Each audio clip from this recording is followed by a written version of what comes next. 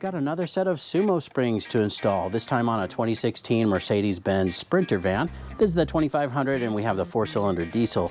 Now we're going to put these ones here on the front. The part number is SSF-106-40, and then on the back, part number is SSR-329-47.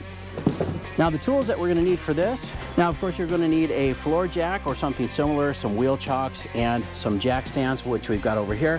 For the front, we're just going to need a 13mm socket. I'm going to use these coconut nut grips to hold on to that so that we don't lose that nut.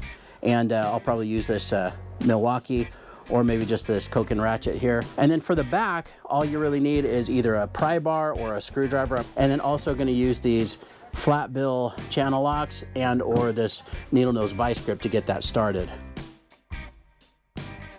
And then here are our SumoSpring bump stop upgrades. And it comes with the hardware, a new nylock nut and a flat washer. This is what the backs look like. Look how big that is. We'll do a little comparison side by side when I get the old ones out. We're gonna start with the front. So let's go take these over to the vehicle. We'll get the wheels chalked and then we'll lift that up, get the tires off the ground and get that changed out. All right, so you can see our factory bump stop right here. We just need to go through the top little hole here for access and take off. This is a 13mm nut that holds that in place. And I'm just gonna shift to the Milwaukee here, zip that off.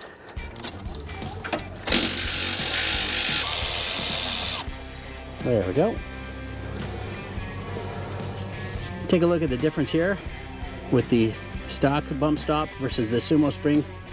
Let's go ahead and just put this one through and get it installed. All right, so I'm just gonna push this one in place and push that stud up through the same hole. That's pretty snug in here, but you can do it.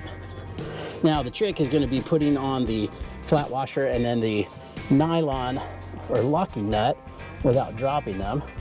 Now I'm going to try a little trick here. I'm going to put the flat washer on this little screwdriver and then try to line this up with the stud. There we go. And see if we can just drop that onto it. I think we got it. Yep. Now for this nylock nut here, I'm going to use this nut grip socket.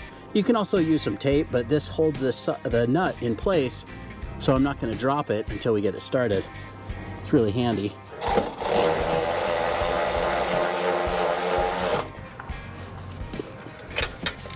All right, that feels good right there. And we're gonna go ahead and lower the vehicle.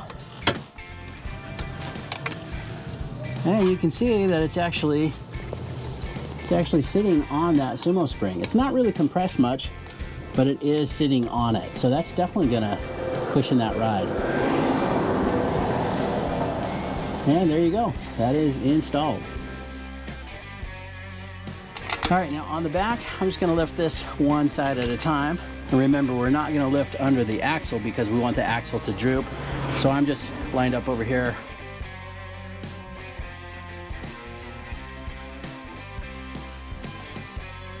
Now here's the SumoSprings replacement, and you can see that one side is deeper than the other. The side here that's deeper or has the longer tab goes on the back. So we'll just slide this one in first. So they suggest either a large flathead screwdriver or something to pry that in.